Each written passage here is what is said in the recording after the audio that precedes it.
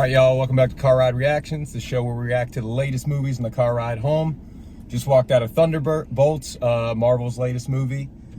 Ken, I'm actually we're probably out of all the people I know, the one I'm most curious to hear your opinion on this one, because I know you were a little, not hesitant, but you were like, I'm not going to buy the hype, they got to prove it to me.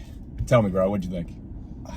I liked it, but it was definitely overhyped in my opinion. Okay. I definitely liked it though. That's not a bad thing for something to be overrated or overhyped in my opinion. But give me a 1 out of 10, and then what was one of the things you heard going in that you were like, don't agree with that, it's slightly overhyped or yeah.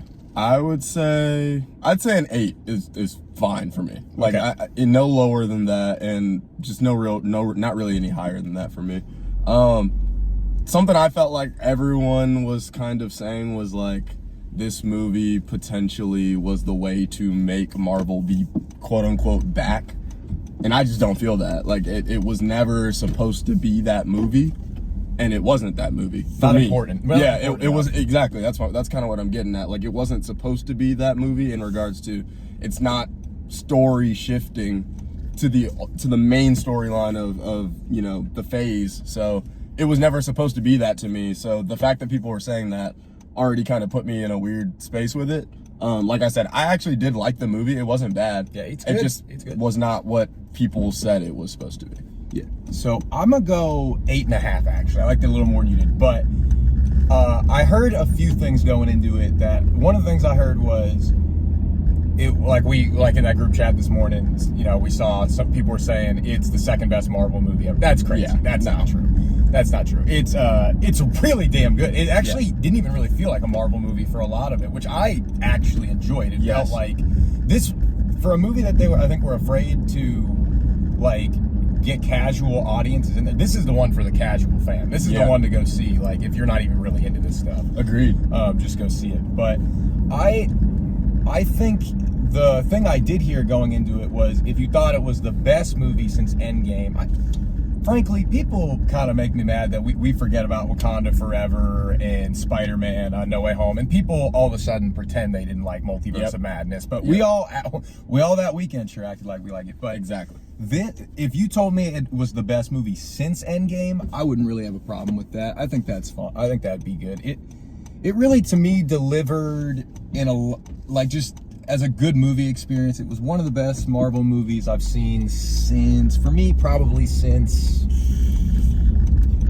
oh man, I'm trying to think of the last one I walked out of the theater and was like, they might be back. I'm not sure. It's definitely been a couple of years though. It's been a few years for sure, but if we're gonna say Endgame as our point, Shang-Chi was better than that movie. Shang-Chi I like better. Shang-Chi was more like a 9 to me. They have good movies that have come out. It's just nothing is going to be, every single movie going to be Endgame level. Like it's not going to be that. It's just every movie has to kind of build to get to the point of the ultimate goal, which is Avengers: Secret Wars and Doomsday and things like that. So I think we got a good movie ultimately. I did like Yelena a lot. Hot take: I'm not the biggest Red Guardian fan. He was funny, but. It's not cool. I like him. It's not my favorite David Arbor role though. Yes, I like him more as Hopper. yeah, he's a great Hopper. Yeah. All right.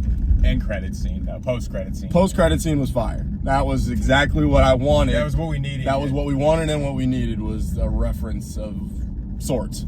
Yes, because now what you said after Brave New World was we got no reference to what's going on in the Avengers. Now we got hey, spoiler alert. If y'all haven't figured it out yet, we're walking out of the movie. We're spoiling it. Don't watch this stuff till you've seen the movie. But that was, now we got 2 Avengers teams, which the asterisk, that was kind of cool actually that they ended up telling us again in the movie. They are the new Avengers. I like your take on the asterisk too, if you want to tell people what. Yeah, my take was a fun one. I said, in the movie, like I said, we're going to spoil some things. Yelena, the Thunderbolts name essentially came from her youth soccer team. Apparently they were a terrible team. They lost every single game. And in this movie, it could be argued that they lost. They didn't really win the final fight. I would say Sentry, aka Bob, decided that he wanted to be done with tormenting the world. So they didn't really win, but they got the win, and then they were, rewarded as being the new Avengers. So that's what I kind of said. they got an asterisk next to that W. They didn't actually win anything. Mickey Mouse ring. Exactly. Yeah, Mickey Mouse Avengers. That's a perfect way to say it. Yeah, I like that. When you said that, I was like, that's good. I like that a lot, actually. That's a good, because like you said, like when you asterisk a win, it's like, or at the bottom, it's like they won, but you know, asterisk. Yeah, that's a fluke. There's a little bit of, there's some notes down here to take. Some home cooking. So post-credit scene, Fantastic Four, seeing like them coming to the only thing I don't like about that, which, because the post-credit scene was great, but I feel like we kind of know what's going to happen in Fantastic Four at this point. Like, yeah. Like, it just feels like they're going to lose, and they might get some of them out of there. Like, obviously, the four of them, the kids that are, Sue's baby that's born.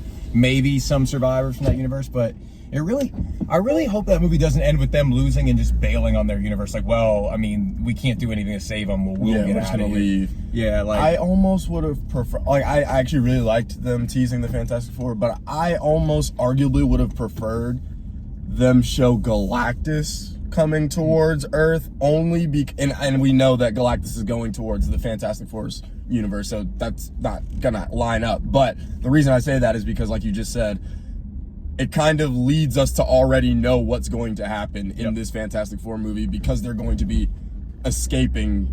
We're assuming that they're going to be escaping their universe, and that's why they're coming to Earth. So I would have preferred us seeing a threat for real, not the saviors, quote unquote.